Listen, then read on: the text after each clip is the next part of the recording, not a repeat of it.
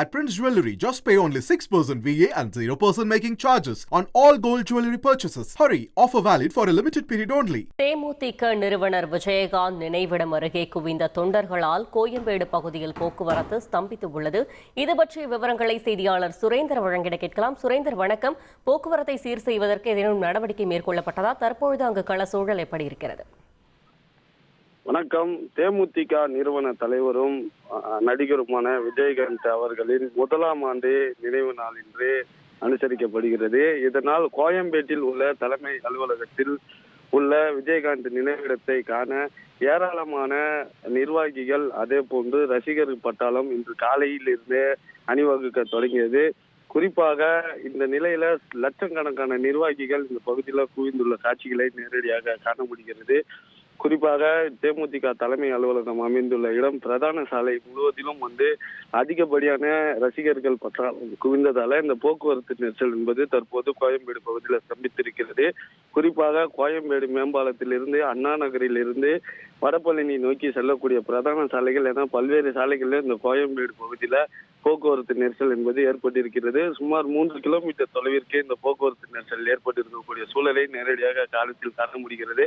இதனால் அவசரத்திற்கு செல்லக்கூடிய ஆம்புலன்ஸ் உள்ளிட்ட வாகனங்கள் கூட கூட்ட நெரிசல்ல சிக்கி செல்லக்கூடிய நிலை என்பதை நேரடியாக காண முடிகிறது. தேமுதிக தலைமை அலுவலகம் நோக்கி ஏராளமான தொண்டர்கள் தற்போது வரை இடைவிடாமல் அணிவகுத்தில் நின்று வரக்கூடிய சூழலையும் நம்மளால காண முடிகிறது.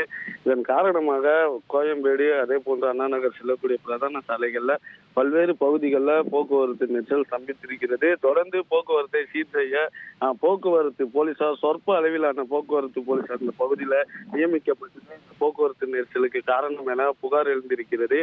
முன்கூட்டியே அதிக அளவு வழியான ஆட்கள் வருவார்கள் என்பதை நியமித்து போக்குவரத்து மாற்றம் செய்யப்பட்டிருக்க வேண்டும். அதே போன்று முறையான மாற்றுப்பாதை அமைத்திருக்க வேண்டும். முன்கூட்டி நடவடிக்கை எதுவும் செய்யாததாலே இந்த போக்குவரத்து நெரிசலுக்கு காரணம் என அந்த பகுதி வழியாக செல்லக்கூடிய வாகன ஓட்டிகள் வேதனையை தெரிவித்து செல்கின்றனர்.